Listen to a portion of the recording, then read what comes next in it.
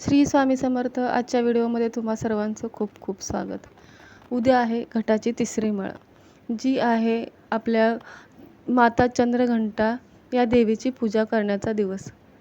या देवीची पूजा केल्यामुळे एखादी रागीट व्यक्ती असेल किंवा एखादी आजारी व्यक्ती असेल तर तिलासुद्धा तिची पूजा केल्यानंतर गुण येतो, आणि रागीट व्यक्ती असेल तर ती शांत होते. कारण ही माता जी आहे, ही देवी जी आहे ती शांतताप्रिय आहे. तिची एक जी छोटीशी कथा आहे जी पुराणांमध्ये सांगितली जाते, ती आज मी तुम्हाला सांगते, आणि नंतर आपण एक उपाय छोटासा बघूया. त्याच्यामुळे तुमच्या आयुष्यामध्ये जी काही कष्ट आहेत, जे काही तुम्हाला आजार आहेत, किंवा तुम्हाला असं सतत वाटत असतं की आपल्या घरामध्ये काहीतरी निगेटिव्हिटी येते, किंवा आपले नातेवाईक आहेत, किंवा कोणी आपल्याला नजर लावतं आहे, किंवा विनाकारणच मला आजारपण येतं आहे, किंवा आपले मुलं आजारी पडत आहेत असं जेव्हा वाटत असतं, तेव्हा जर तुम्ही आता या नवरात्रीमध्ये तुम्हाला संधी आलेली आहे या देवीची पूजा करण्याची. तर पुराणांमध्ये अशी कथा आहे की जेव्हा दैत्य आणि दानवांमध्ये युद्ध झालं, तेव्हा इंद्राची जागा जी आहे ती महिषासुराने काबीज केली. आणि त्यानंतर सगळे देव जे ब्रह्मा, विष्णू, महेश यांच्याकडे धाव घेतली सगळ्या देवांनी, आणि त्यानंतर दुर्गा मातेने चंद्रघंटेचं रूप घेऊन त्या असुराचा नाश केला. तेव्हा ब्रह्माने आपलं शस्त्र, विष्णूने आपलं चक्र, आणि अजून इंद्राने त्यांना कडक दिलं, सूर्याने तेज दिलं, आणि या देवीचं रूप आपल्यासमोर आलं. या देवीची पूजा केल्यामुळे तुमच्या घरामध्ये सुखशांती येईल. शांतता, महत्त्वाचं म्हणजे शांतता येईल, कारण ही देवी शांतताप्रिय आहे. आणि जर एखादी कोणी व्यक्ती आजारी आहे, तिने जर या देवीची पूजा केली तर तो आजारामधून नक्कीच मुक्त होईल. आता वळूया आपल्या उपायाकडे.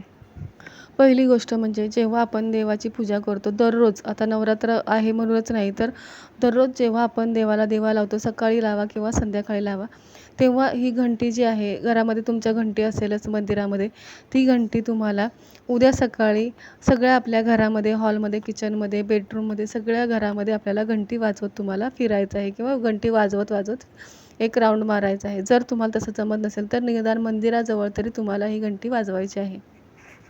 काही लोक दररोज सकाळी दिवाबत्ती केल्यानंतर घंटी वाजवतात, तर ते खूप चांगलं आहे. ते खरं रोज करायला हवं. आता मी जे तुम्हाला उपाय सांगणार आहे ते केल्याने नक्की तुम्हाला याचा लाभ होईल.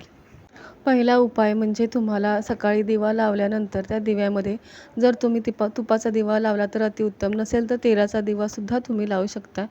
तेलाचा दिवा लावल्यानंतर त्याच्यामध्ये तुम्हाला 2 काळी मिरी टाकायची आहेत, आणि तो दिवा लावल्यानंतर त्याच्यापुढे तुम्हाला आपल्या घरामध्ये सुखशांती येण्याची प्रार्थना देवीसमोर करायची आहे. त्यानंतर दुसरा उपाय म्हणजे तुम्हाला कापूर घ्यायचा आहे. कापूर घेतल्यानंतर त्यामध्ये 2 फुलवाल्या लवंगा टाकायच्या आहेत, आणि त्याचा धूर तुम्हाला सगळ्या घरभर म्हणजे ते जाळायचं आहे, आणि त्याची जो धूर आहे तुम्हाला सगळ्या घरभर पसरवायचा आहे. हे तुम्हाला कधी करायचं आहे तर तुम्हाला हे संध्याकाळच्या तिन्ही सांजेच्या वेळी, किंवा त्याच्यानंतरसुद्धा तुम्ही 10 वाजेपर्यंत, 11 वाजेपर्यंत हा उपाय करू शकता. अजून एक छोटासा उपाय तो म्हणजे घराबाहेर किंवा घरामध्येच तुमच्या जर झाड असेल आणि त्याच्यामध्ये गवत उगवलं असेल, किंवा घरामध्ये तर एवढं मोठं गवत आपण उगवेपर्यंत बसत नाही, तर घराबाहेर जर तुमच्या इथे एक गवत उगवलं असेल, ते गवत उपटायचं नाही आहे, तसंच 2 गवताचे गाठ मारायचे आहे. जी तुमची इच्छा आहे ती बोलत बोलत तुम्हाला गाठ मारायची. एकच इच्छा आहे. एका इच्छेसाठी जी कोणती तुमच्या मनामध्ये इच्छा आहे, एक ती बोलता बोलता तुम्हाला ती गाठ मारायची आहे, आणि पाठी वळून बघायचं नाही. गाठ मारल्यानंतर सरळ घरामध्ये निघून यायचं आहे. हे जे उपाय सांगते ते नक्की पॉवरफुल असतात, आणि ट्राय केलेले असतात, किंवा ह्याचे परिणाम आलेले असतात, पॉझिटिव्ह परिणाम आलेले असतात. म्हणूनच हे उपाय मी व्हिडिओमार्फत तुमच्यापर्यंत पोचवत असते. ट्राय करून बघूया असं म्हणून तुम्ही कृपया हे उपाय करू नका. पूर्ण विश्वासाने, श्रद्धेने हे उपाय करा. नक्कीच तुम्हाला त्याचा लाभ होईल. या नवरात्रीमध्ये असे छोटे छोटे उपाय करून नक्की स्वतःचं आयुष्य बदलवण्याचा प्रयत्न करा.